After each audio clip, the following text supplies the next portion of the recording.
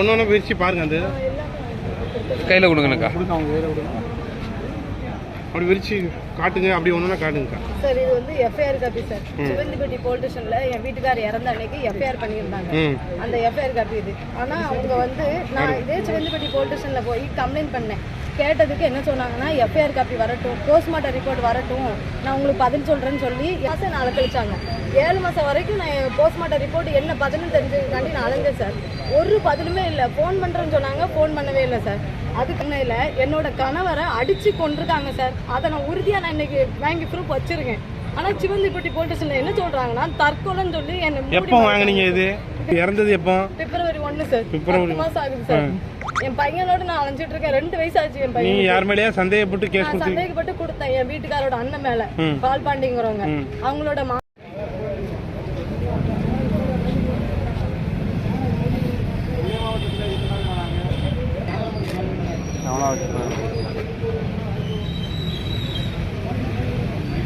கிருஷ்ணாபுரம் வச்சுக்கலாம் சார். என் பேர் ஸ்வேதா சார். என் பாஸ்கர் பேர், என் வீட்டுக்கார பேர் பாஸ்கர் சார். என் வீட்டுக்காரை வந்து கொலை பண்ணி அடிச்சு உள்ளே போட்டாங்க சார். நான் அதை கம்ப்ளைண்ட் எஃப்ஐஆர் காப்பி சிவந்திப்பட்டியில பதிவு பண்ணியிருந்தாங்க சார். அதுல எனக்கு எந்த ஒரு தீர்வுமே இல்லை சார்.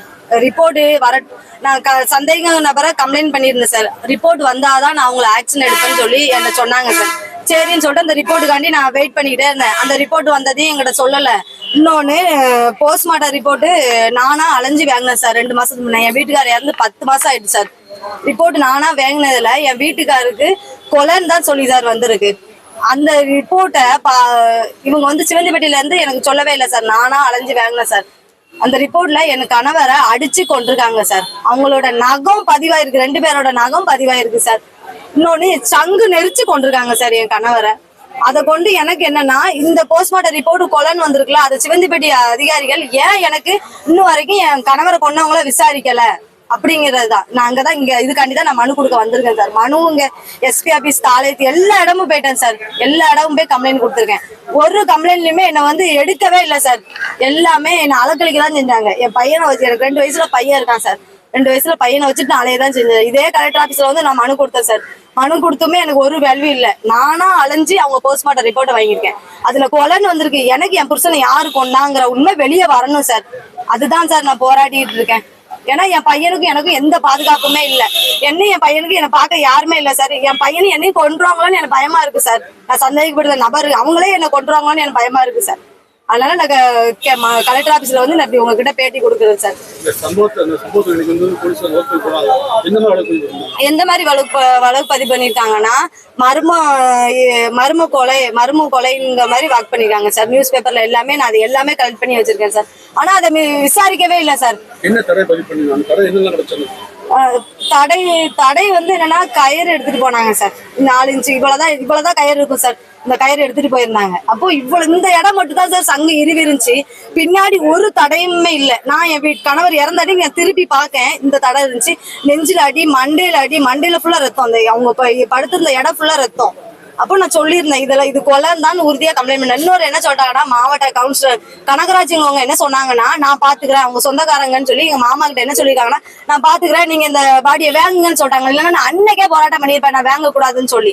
அவங்க சொன்னதுனாலதான் வாங்கி இன்னைக்கு என் கணவர் இறந்ததுக்கு எந்த ஒரு பதிலுமே கிடைக்கல சார். யார் இதை மூடி மறைக்காங்கிறதும் தெரியல சார். சிவந்திப்பட்டி போலீஸ் ஸ்டேஷனுக்கு நான் அலைஞ்சுக்கிட்டு தான் இருக்கேன். அங்க போனா என்ன சொல்றாங்கன்னா, சன்னல்ல இருந்து கூட தூக்கு போட முடியும்னு சொல்லி ஒரு லேடி சொல்றாங்க. அப்ப நான் சொன்னேன், தரையில எப்படி தூக்கு போட முடியும், எனக்கு அதில் மட்டும் பதில் சொல்லுங்க. தரையில எப்படி தூக்கு போட முடியும், அதுக்குதான் நான் பதில் கேட்டேன். தரையில எப்படி தூக்கு போட முடியும்னு கேட்டேன். அவங்க வந்து இதை வந்து தற்கொலைங்க மாதிரி மாத்தாங்க சார். இது தற்கொலையே கிடையாது. முழுக்க இது கொலை. திட்டம் போட்டு கொலை பண்ணி என் கணவரை இன்னைக்கு ரிப்போர்ட் எதுவுமே என்னால வாங்க முடியல சார்.